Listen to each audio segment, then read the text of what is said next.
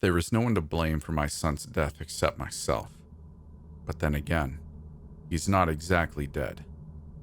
As the plane was going through the storm, I knew that something wasn't right.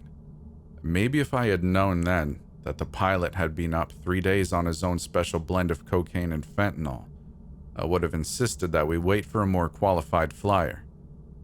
Yet, as my 8-year-old son and I boarded the small prop plane, everything had seemed fine. It looked to be in stellar condition from the outside look of it, and the pilot had seemed competent enough. Seemed. Hell, maybe he was competent, just not when he hadn't slept in 3 days and had enough cocaine in his system for a small country. "You sure we shouldn't wait out the storm?" I asked him. "I'm no expert, but it looks worse than what they said." He glanced over towards the ominous dark reds and blues that stood facing us from the horizon. "That little thing?" he had answered back with a grin. "Ain't nothing. Just stick with me. I'll have the two of you there before you know what hit you." He had ruffled the hair on the top of my son Tommy's head quickly, and then he opened the small door on the passenger side of the plane. The turbulence had come in small spurts, and my son even seemed to enjoy it, at first. The beautiful view of the ocean was breathtaking and helped dull the fear of the strange clouds above us. "Look, Dad, are those sharks?" I followed Tommy's eyes towards a group of shadows in the water that stood out at our 2 o'clock. "Maybe so," I replied back from next to him. A few minutes passed, and as the two of us sat together watching the swirling colors of the storm and the shadows below us, I couldn't help but smile. Though we were just at the start of our trip together, it was turning out to be just what I'd hoped. Bonding with my son. Time alone. A trip to bring the two of Tug. Tommy was suddenly thrown violently against the dark green interior of the plane. My heart began to race desperately as I checked him for injuries, the plane beginning to drop up and down, as if the physics that had kept an old aluminum box in the sky were being threatened by some greater force than science. "Tommy, damn, are you all right?" A small cut could be seen just below his left ear, and I grabbed a bandage from the emergency kit I had seen earlier below our seat. "I'm okay, Dad." And then we dropped. Fast. As we descended like a bullet, the pilot's once cocksure and careless attitude turned to terror, and he began to lose control of not only the plane, but himself as well, checking from instrument to instrument rapidly. There seemed to be no rhyme or reason for what he was doing. Just before we crashed into the bright blue of the Pacific, I tried to shield my son the best I could. I wish I would have tried something different. And then we hit. Boy, did we ever hit. You ever see Castaway? That's how it happens. 1 second everything is fine, and then the next, you're trying desperately to survive. When I came to, the cold water was already up to my neck, and my son couldn't be seen. Without a second thought, I stuck my head underneath the surface, unclipped him from where he was sitting, grabbed the only life jacket I could find, and pulled him from the wreckage. When we came up, I got us a few yards away from the plane, and tried my best to check on my son. I knew that water had gone into his lungs, and all I could think of was to hold his head above the water and use my free hand to try and get him to cough up the fluid. Nothing seemed to work, but as fate would have it, we wouldn't be floating long. An incredibly strong current pushed the two of us quickly under the yellowing clouds of the storm, and within a short time, I was carrying my son across a blanket of fresh white sand. I quickly performed CPR, and to my surprise and thrill, Tommy coughed up the water that had been drowning him and stared up at me. His blue eyes looked up innocently, and I began to cry. "What happened, Dad?" I pulled him into my arms and squeezed tighter than I ever had before. I squeezed so hard that he even coughed up what was left of the water in his lungs. That was 4 days ago, and there have been no signs of rescue since. Or at least that's what I've told my son. You see, there's a bigger problem than rescue. That night as we sat together around the fire I'd made, my son told me he just didn't quite feel right. I checked his forehead, which seemed colder than usual. I checked his eyes, which seemed darker than usual. And I checked his pulse. His pulse. You see, that's the thing. Tommy doesn't seem to have a pulse at all. He's talking like normal, and he isn't acting much differently, but he doesn't seem to have a heartbeat. In fact, I'm quite sure of it at this point. There's more too. His body is beginning to change. I haven't told him, but his skin is starting to turn a dark shade of blue. A corpse blue. I'm beginning to think that he really is dead. Well, at least some kind of dead.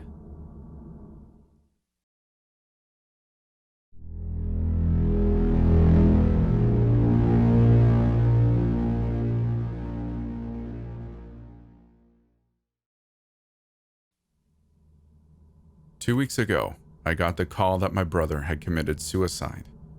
It came as a complete shock to me. I know it's a cliche, but Jerry really didn't seem like the suicidal kind, if there is such a thing. Sure, he had problems just like we all do. He was in a bad car wreck in college, and he battled depression for months after he realized that surgery and rehab was only going to give him most of his mobility back, not all. But that was 7 years ago. He hardly limped anymore, had a good job, and had just started dating a great girl a few months earlier. He hadn't said anything concrete, but I could tell from talking to him that they were in love, that he thought Lacey was the one. She was the one who called me first, and she sounded crushed. I drove out that night, and amid funeral arrangements and spending time with my parents and Lacey, I was so busy taking care of things that I didn't have time to stop and really let it sink in. My brother, one of my best friends since I was born, was really gone. It wasn't until I was sitting in his empty house surrounded by belongings that I had to pack up or throw away that I broke down and began to cry. I was crying so hard, so focused on my newfound grief, that I didn't hear the doorbell at first. When I did, I debated not answering it, as I rarely answered my own door. Still, Jerry had always been more friendly and outgoing, and it somehow felt wrong to not honor that and be hospitable while I was still in his last home. Wiping my face, I went to the door and opened it on an older couple. "Hi there, I hope we're not interrupting." I looked at them confusedly for a moment. Jerry's not here." The woman frowned. "Oh, we know, honey. We heard what happened to him." The man leaned forward, as though to whisper, though when he spoke, his voice was loud and harsh in my ears. "Terrible thing. Good guy. Terrible thing." The woman's face deepened as she glanced at the man and then thrust forward a covered dish. "We live next door, but we didn't know him well enough to come over during the funeral and whatnot, and we've been out of town recently as well, but we did want to do something, and we saw that someone was over here, cleaning up, so I thought we'd bring over this casserole." She paused before adding, "It's a bean casserole. My recipe." I took the offered dish numbly. This wasn't the first food offering I'd had to take in the last few days, and I admit to being relieved that this was the purpose of their visit. It meant they'd go away, satisfied they'd help in some nebulous way by giving food no one asked for or wanted. Except, they didn't go away. At least, not yet. "Everything going okay? Got anyone helping you?" The woman's eyes were roving past me into the shadows of Jerry's foyer. I quickly found my faint gratitude souring into annoyance. So was that it then? Nosy neighbors wanting a peek at the horror show? I shrugged. "It's fine. I've got it handled. My brother was a neat guy, so it's mainly just a matter of figuring out what to keep and what to throw away." I was about to launch into the whole wrap-up speech about how I better get back to it when the man interrupted. "Have you run across anything strange so far?" I stared at him blankly. No? What do you mean?" He looked away. "Oh, I don't know. They say you don't really know someone until you go through their stuff, right?" Gritting my teeth, I started pushing the door shut. "Look, I need to go. Thanks for the casserole," and the man blocked the door with his foot. "We mean no offense, friend. Want us to come in and keep you company for a bit?" I pushed against the door harder and felt the wood flex slightly, but it didn't budge. "No, I wouldn't like that. Please move your foot and go on." The woman gave me a thin smile as she nudged the man in the side. "Sorry to keep you. We'll let you get back to it." The man reluctantly moved his foot back, and I immediately shoved the door shut with a solid thump. Screw me. What was their deal? Were they just that pushy? I jumped as my phone rang. It was the number of the detective that had worked Jerry's case.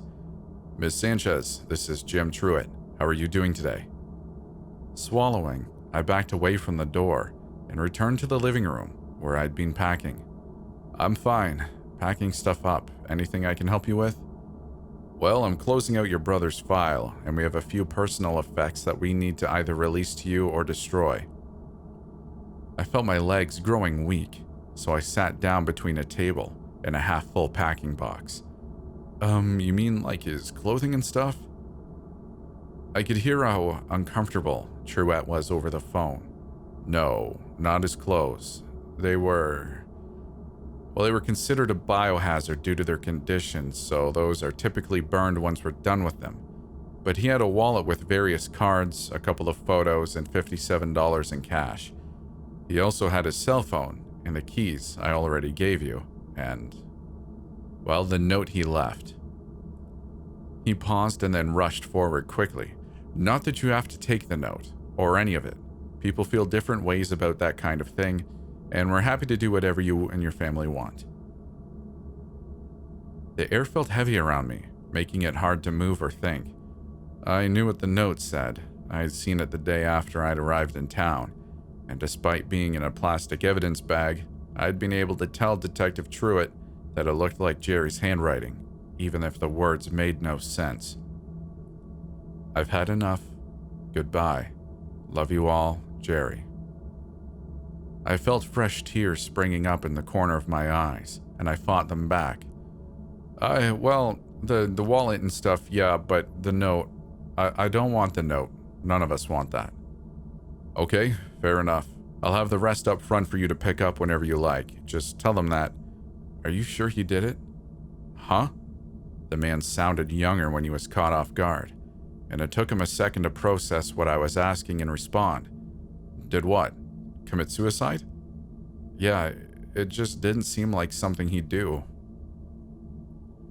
His voice was softer and tinged with sadness now. "Look, I know why you feel that way. I've never told anyone outside of my family about this, but when my grandmother died a few years back, it was suicide too. She was 87 and had bone cancer, so I could see her reasoning even if I didn't agree with it. But there was still a part of me, and my dad too, that had trouble accepting that she'd done that to herself on purpose. I guess my point is that you never really know what other people have going on inside and what they're capable of, and it's not your responsibility to save them from themselves." He cleared his throat. "Not trying to preach at you, just want you to know that what you're feeling is natural and will pass with time." I sighed and wiped at my face again. "I appreciate it. Thanks for your help." I hung up, and it was as I was leaning forward to set my phone on the floor that I caught a glimpse of white under the table next to me. My first thought was that it was warranty paperwork or something similar that the maker of the furniture had stapled to the underside of the table, and that Jerry had never noticed and removed. But as I looked closer, I saw it was a small, white envelope that had been taped there. My mouth was dry as I reached for it and gave it a tug. It was well secured, and it took 3 yanks to free the envelope without tearing it. Once I was holding it, I studied it for a moment. There was no writing on the envelope, and it looked fairly new. New enough that most likely Jerry had put it there during the nearly 3 years he had lived in the house and had his furniture. Licking my lips, I gently opened the envelope. Inside was an instant camera photo and a short note. I felt my stomach lurch as I recognized Jerry's handwriting immediately. If someone finds this note, please know that if I have died or gone missing, it was not of my own free will. They keep finding ways in. I don't know why they keep coming, but I know they do things to me while I'm asleep. The door keeps popping up. I took a picture of it. They're growing angry, and I don't know what to do. Please help me if you can. Or if it's too late, please get away. Get far away. I read the note 5 times before turning to the photo. It was a picture of what looked like one of the walls in the dining room, and in the middle of it was a tall door of dark wood and black metal. I'd have to check, but I didn't remember any door like that in the entire house. First, though, I needed to call the detective back, tell him what I'd found. Pushing redial, I clenched my phone hard enough to make it creak when his voicemail picked up. I left him a vague but urgent message, but after I hung up, I was unsure what to do. I could call 911 or go to the police station, but odds are they would just give me back over to Truett anyway, since he'd worked Jerry's death. And I was angry and scared, but there was no reason to think that waiting a few minutes or hours would make some huge difference to anything now. So I went over and lay down on the sofa, planning to just rest and organize my thoughts for a little while, before trying to call the detective again. Before I knew it, I was asleep, and when I woke up, night had fallen, and the house was dark, except for dim patches of light streaming in from the street lamps outside. I began to sit up when I heard a noise coming from the kitchen. It was a stealthy, furtive noise, and my first thought was a mouse or rat. Shuddering at the thought, I got up and began easing my way through the house. I knew the layout of the furniture well enough to avoid the chairs and tables, but the scattered boxes were a different matter. I stumbled on 3 between the sofa and the dining room. It was as I looked back up from bumping into the 3rd that I thought I saw a quick movement in the shadows across the dining room and heading into the hall. I froze for a moment and then fumbled for my phone to turn on the light. I shined the light across the far end of the dining room and the hall beyond, but I didn't see anything. I thought, and also checked the walls of the room, no door like in the picture either. Hearing blood pounding in my ears, I found the switch and flipped on the light. The light made everything feel less menacing, but I still felt dull dread as I opened the door to the kitchen and shone my light around on the floor. I hated mice, and if it was a roach big enough to make that racket, I didn't want to. It wasn't a mouse or a rat or a roach, it was a folded piece of paper. Finding the kitchen lights, I flipped them on before bending down to pick it up. I found myself hoping it would be just an old receipt, an invoice from the tombstone company, or some other scrap of what remained of closing out Jerry's business. But it wasn't any of those things. It was a note, and what looked like my handwriting, signed with my name. I've had enough of everything. Goodbye. Love you all, Connie.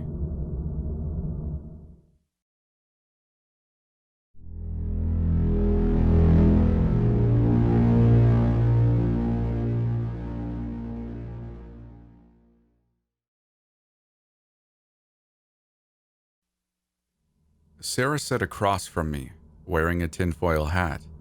She'd put effort into it, tinfoil sculpted neatly around her entire head, with a nice little bulb on the top. "Can you tell me why you wear that, Sarah?" I asked. Her eyes darted back and forth, as if the government, or whatever entity she was afraid of, might hear her. "They'll listen to my thoughts," she finally whispered.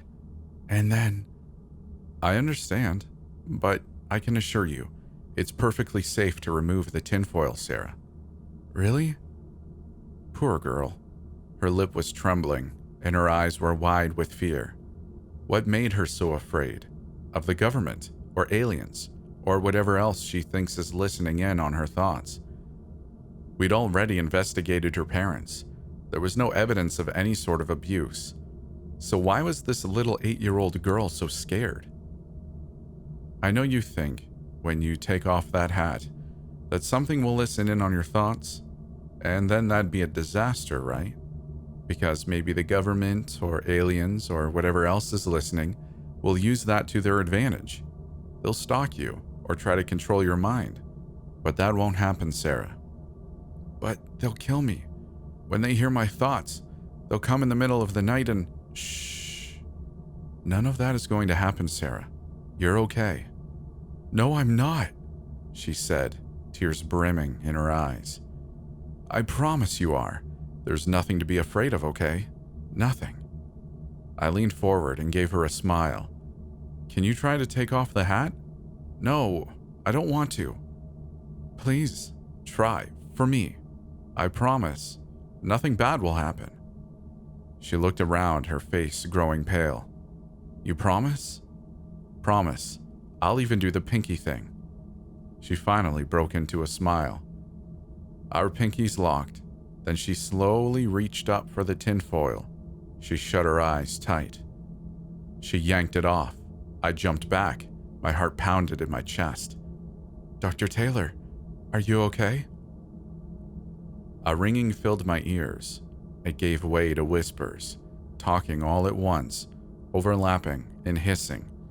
Some fell away, others intensified, until the words became clear. Take that knife from the cabinet. Stab her in the eye with it. Now. The voice wasn't hers. It was low, deep, rasping. The kind of voice that scrapes at your mind, shredding your sanity.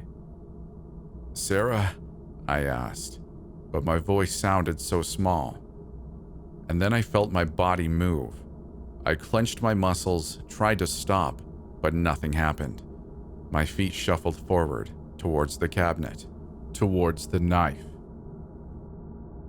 Her eyes widened. She reached down and grabbed the tinfoil hat, pushed it back over her hair. Immediately the voice is extinguished. A dull ringing throbbed in my ears. I'm so sorry, she said, bursting into tears. I didn't want you to hear it, Dr. Taylor. That's why I didn't take it off. That's why... It's okay, Sarah, I said. You're going to be okay. I promise. But I wasn't so sure that was a promise I could keep. Because now I knew. She doesn't wear the hat to keep something out. She wears it to keep that voice in.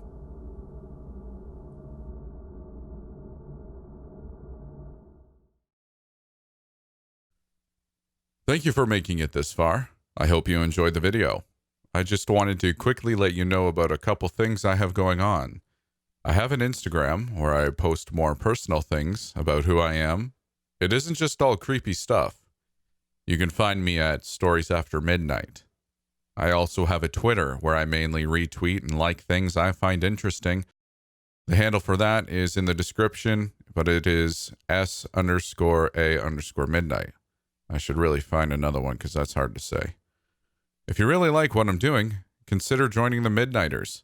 That's my growing community where we hang out and have fun and talk about cats. You can find a link to our Discord in the description below. We'd love to see you there. Other than that, it'd make me happier than a cat on a table full of antique glassware if you'd like the video and consider sticking around for more. We'll see you in the next one.